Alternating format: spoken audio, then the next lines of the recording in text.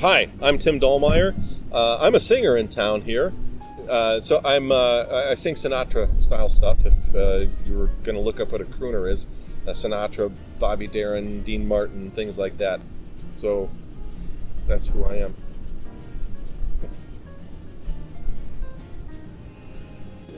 So I've been singing my whole life. I grew up singing in church, in choirs, and then when I was in school, I sang in school choirs and stuff like that. But so singing in a choir is very different than the Sinatra stuff that I do now. By the way, I sing Sinatra style music, and because singing in a choir, you're holding a book. And you're standing there, and there's a bunch of other people around you. And even if you sing a solo, and I've sung at people's weddings, and I've sung solo, you still can kind of hide behind a book. So I got into listening to Sinatra, and it was really Bobby Darin that I started with. But listening to and learning a couple of songs and saying, hell, I'd really like to do that. And so I started learning more and more of the music, and I finally decided I want to try to perform this stuff.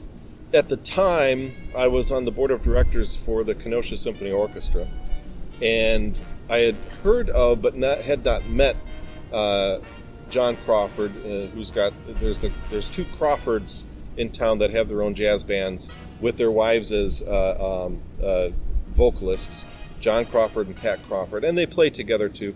Great guys. And so I had met at a fundraiser for the symphony, John and Sue Crawford, and I was saying, yeah, I would love to do this. I'd like to get into singing Sinatra-style music. And so Sue said, well, we've got a gig in a couple of weeks or a few weeks. Why don't you come by and sing a song or a couple of songs when I'm on break? And I said, that'd be great. I'd love that. So I emailed back and forth with John on some songs, and we arrived at a couple of songs that I was going to do. And I was so excited. I went to the gig. I got myself all dressed up, and I was all psyched out. Now, again, I'd never performed this type of music. So I went to the gig, and I was a little bit early. So I sat down at the bar, and I had a martini, and it wasn't quite my turn yet, so I'm like, all right, I guess I'll have another, which was a big mistake. So I get up, and the first song I think was Witchcraft, if I'm not mistaken. And I had worked hard. I have a hard time memorizing things, so I worked really hard to memorize these two songs.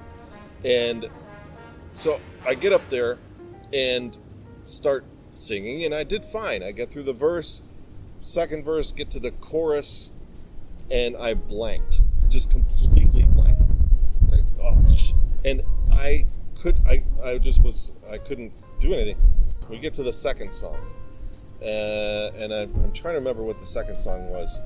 But, so, we start, and again, everything's going fine. Get halfway through the song again, and I just completely blanked.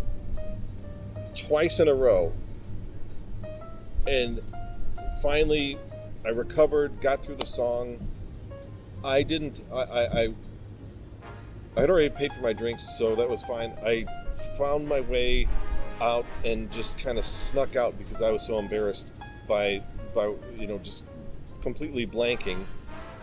And I didn't even listen to the music. I decided that's done. I'm not going to perform this stuff. I didn't even listen to it.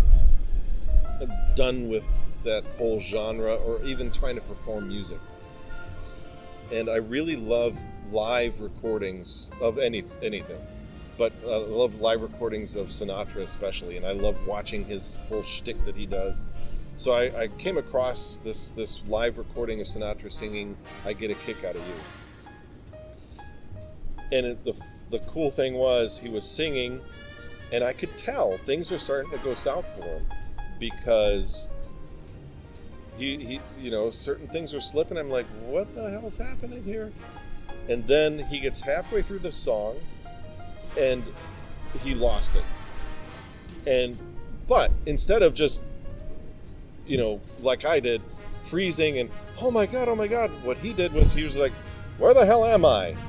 And everybody started laughing, and then he's like, da da da da da da, and he recovers and he finishes a song, and the applause was amazing, and I'm like, that's how you do it, because I know I'm gonna screw songs up.